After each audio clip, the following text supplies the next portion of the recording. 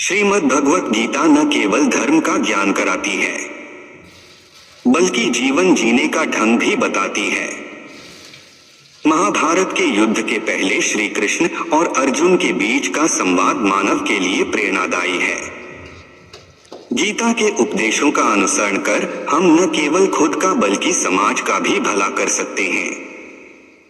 कि महाभारत के युद्ध में जब पांडवों और कौरवों की सेना आमने सामने डटी थी, तो उस समय अर्जुन दुश्मन सेना में अपने बंधु बांधवों को देखकर अवसादग्रस्त हो जाते हैं। तब अर्जुन पार्थ के सारथी बने श्री कृष्ण वासुदेव उन्हें उपदेश देते हैं कि पार्थ, तुम दुख का त्याग कर युद्ध करो। वर्तमान में भी जीवन की कठिनाइयों से लड़े के लिए मानव को गीता में बताए सूत्रों को अपनाना चाहिए। गीता के सूत्रों को अपनाने से व्यक्ति उन्नति पथ की ओर अग्रसर होता है। सोच में परिवर्तन। जो ज्ञानी पुरुष ज्ञान और कर्म को सम देखता है, उसी की सोच सही है।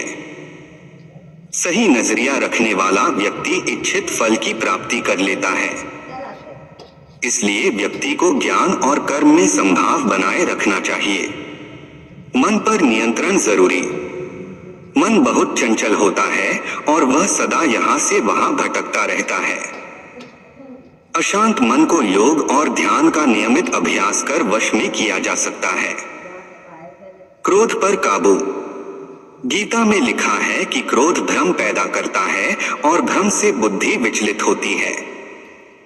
जब बुद्धि का विचलन हो जाता है तो तर्क करने की क्षमता भी क्षीण हो जाती है। जब मनुष्य में तर्क करने की क्षमता नहीं रह जाती तो वह पतन की ओर अग्रसर हो जाता है। इसलिए क्रोध से बचना चाहिए। मन पर अंकुश जरूरी। मन बहुत चंचल होता है, इस पर नियंत्रण करना बहुत जरूरी होता है। जो मनुष्य मन पर नियंत्रण नहीं कर पाते, ऐसे लोगों का मन उनके दुश्मन की तरह कार्य करता है और धीरे धीरे मनुष्य गलत राह की ओर अग्रसर हो जाता है। आत्मचिंतन है आवश्यक। मनुष्य को हर दिन आत्मचिंतन करना चाहिए। आत्मचिंतन से जो ज्ञान प्राप्त होता है, उससे व्यक्ति उसके अंदर छुपे अज्ञान रूपी अंधकार को दूर कर सकता है। कर्म का परिणाम। भगवान कृष्ण ने गीता में कहा है कि मनुष्य जैसा कर्म करता है, उसे उसी के अनुरूप परिणाम की प्राप्ति होती है। इसलिए जीवन में अच्छे कर्म करने को महत्व देना चाहिए। विश्वास से सफलता। मनुष्य जो चाहे वह प्राप्त कर सकता है, बस जरूरत होती है तो इच्छित वस्तु को प्राप्त करने लगन के साथ कार्य करने की। ऐसा करके व्यक्ति का सफलता अवश्य मिलती है। ऐसे पाए तनाव से मुक्ति। प्रकृति के विपरीत कार्य करके मनुष्य तनाव से ग्रसित हो जाता है। यही तनाव मनुष्य के विनाश का कारण बनता है। इसलिए तनाव से मुक्त रहने के लिए धर्म और कर्म का मार्ग अपनाना चाहिए। सोच से आचरण निर्माण।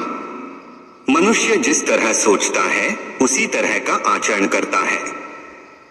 स्वयं के अंदर के विश्वास को जागृत कर सोच में बदलाव ला सकता है, जो उसके जीवन के लिए बेहतर होगा। ईमानदारी से करे काम।